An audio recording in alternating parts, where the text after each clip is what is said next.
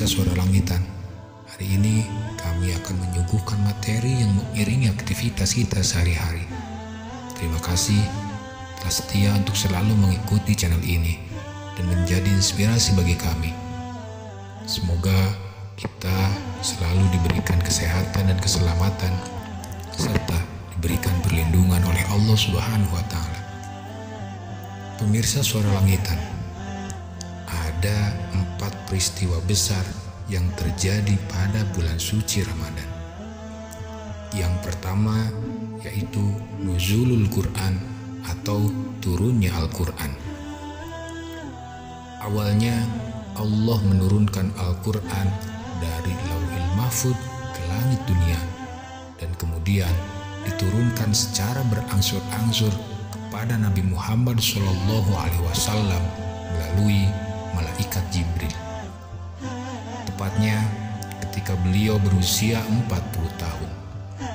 Nabi Muhammad SAW lebih sering beruzlah dibanding sebelumnya untuk bertahanus atau beribadah. Pada bulan Ramadan, ia membawa bekal lebih banyak untuk bertahanus.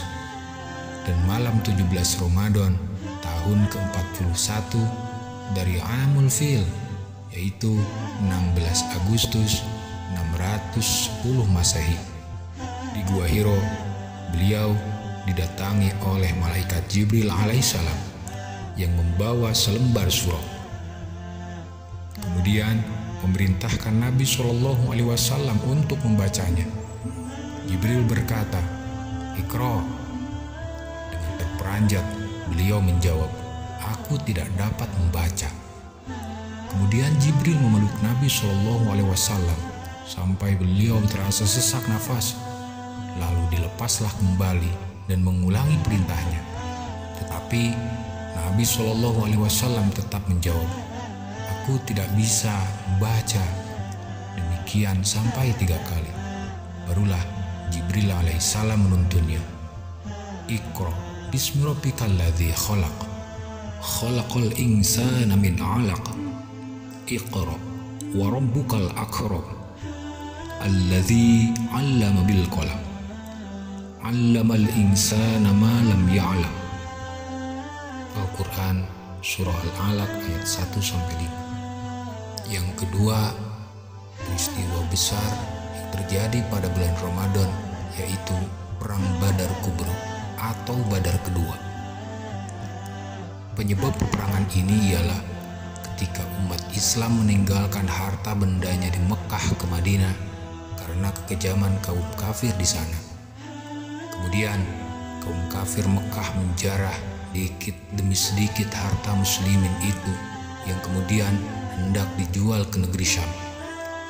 Maka pada hari Jumat 17 Ramadan tahun 2 Hijriah, Rasulullah SAW mendapat laporan bahwa kafilah dagang Quraisy pimpinan Abu Sufyan bin Harb sebanyak 40 orang pulang berniaga dari negeri Syam menuju kota Mekah.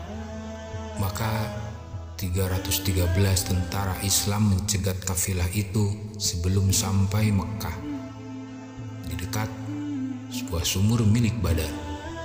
Mengetahui hal ini, Abu Sufyan meminta bantuan dari Mekah sebanyak 950 tentara. Peperangan diawali adu tanding perorangan, yaitu Sayyidina Ali bin Abi Thalib, Hamzah bin Abdul Muthalib, dan Ubaidah bin Haris dari pihak Islam, melawan Walid bin Utbah, Syaibah bin Rabi'ah, dan Utbah bin Rabi'ah dari pihak Quraisy. Akhirnya 3 jagoan Quraisy itu terbunuh. Berkobarlah peperangan dan dimenangi oleh umat Islam. 70 orang terbunuh dari pihak musuh termasuk Abu Jahal bin Hisham, dan tertawan 70 orang termasuk sepupu Rasulullah SAW yaitu Uqail bin Abi Thalib. Sedangkan dari pihak Islam gugur 14 orang termasuk Ubaidah bin Haris.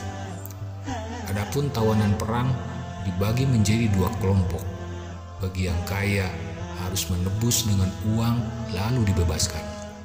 dan yang tidak mampu harus mengajar membaca dan menulis kepada anak-anak muslim masing-masing 10 anak.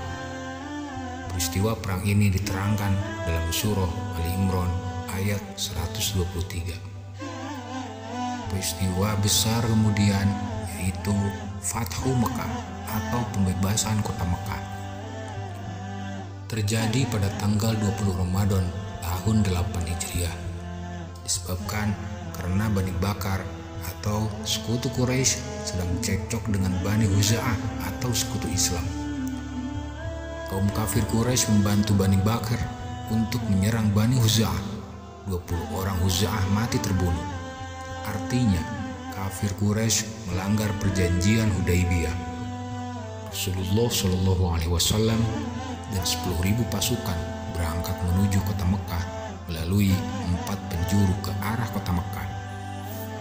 Pasukan Jubair bin Awam lewat jalan utara, pasukan Khalid bin Walid lewat jalan selatan, pasukan Sa'ad bin Ubadah lewat jalan barat, dan pasukan Abu Ubaidah bin Jarrah bersama Rasulullah Shallallahu Alaihi Wasallam lewat kaki gunung Hindi di barat laut.